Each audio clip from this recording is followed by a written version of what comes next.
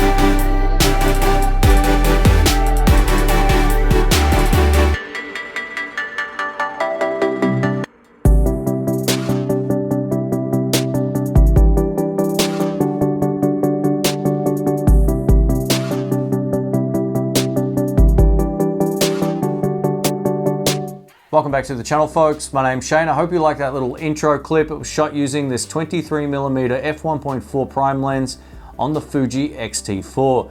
This thing is an absolute powerhouse when it comes to shooting video, but you know what? It also has a few limitations coming from someone who's been using Panasonic cameras for a very long time. I'm shooting this sit-down section with a GH5S, and I'm predominantly a GH5 user. So there are some clear advantages to the Fujifilm X-T4 over the Micro Four Thirds system and the GH5, and also some limitations. So I'm going to talk about my hands-on experience using this from a functionality and usability aspect, and then we're going to talk about some of the pros and cons if you're coming from another camera system. First of all, a massive thank you to Fujifilm here in Australia for reaching out and sending this out for the review. I really appreciate it.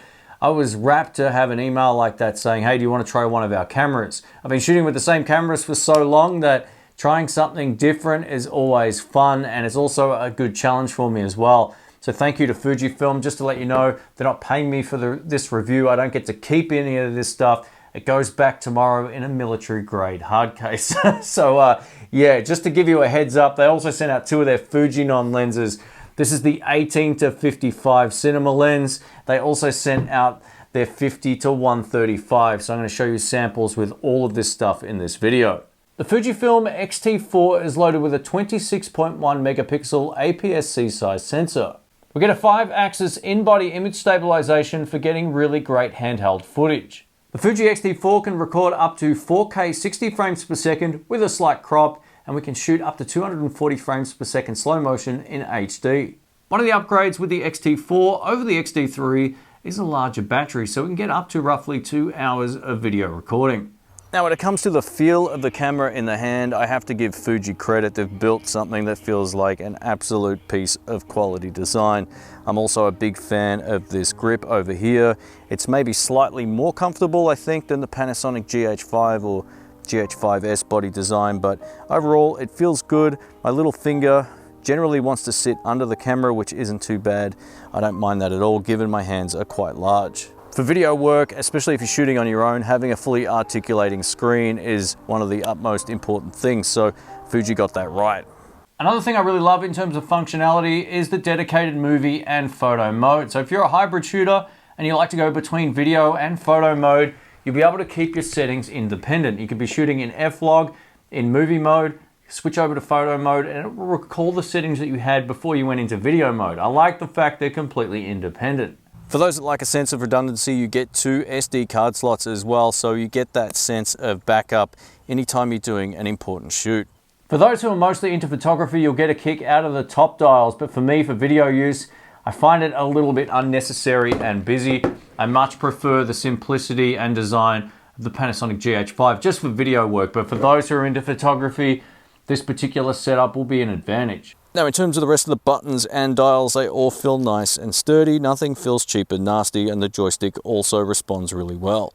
Now, in terms of continuous video autofocus, there's a few different modes that you can choose from. One of the cool things about it is you can touch on screen to any particular point and it will autofocus to that area.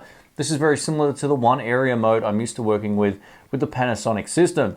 And when it comes to the face and eye auto tracking, it works relatively well in continuous autofocus mode, as long as you're filling up most of the frame. So where I'm standing right now, I'm at least 1/3 as big as the overall frame. If I get closer, it's gonna work really well.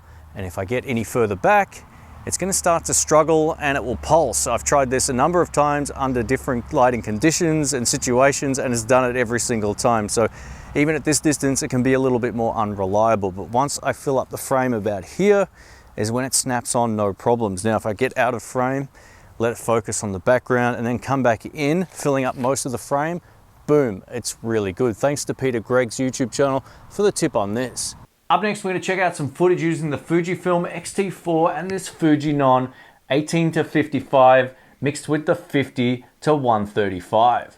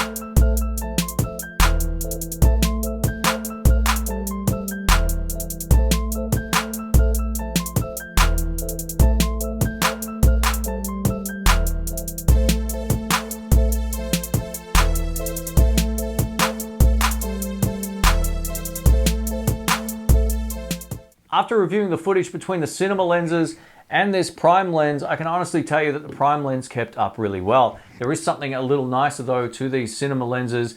They don't have quite the same amount of background compression, but they have a far classier looking image about them, as they should for their price. They're very expensive lenses, and in the right hands of someone who has someone pulling focus and all that kind of stuff, you get far better results than I do with them. I love the fact with the 50-135, you do get a lot of background compression once you start to zoom in a little bit more.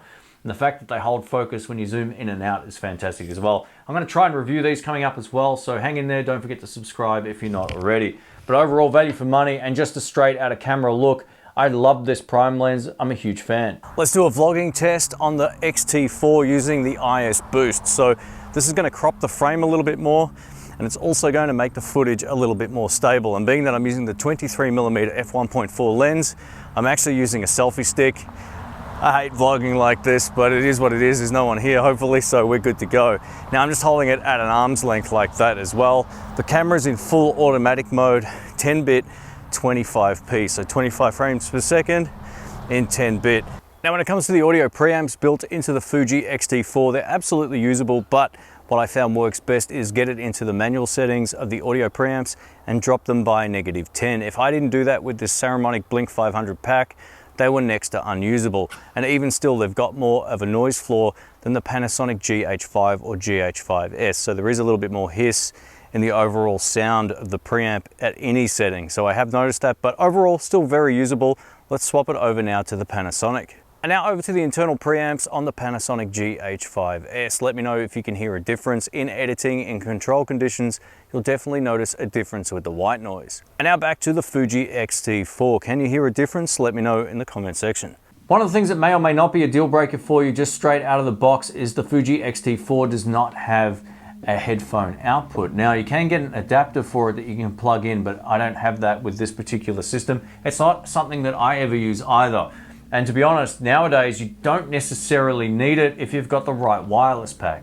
This wireless pack I'm using from Saramonic has a headphone output built into the receiver. So if someone's behind the camera, they can hear everything that's going on in real time without actually having to plug into the camera itself. One of the selling points for the X-T4 would be all of the different frame rates that are available in 4K and also in HD. We can change it easily between 24, 25, 30, 50, 60, and all of these in between NTSC frame rates. We can also change the bit rate on a lot of the different presets from 100 megabits per second to 200 to 400. I love this full HD high-speed recording menu. It allows you to choose some of the faster frame rates at the touch of the button.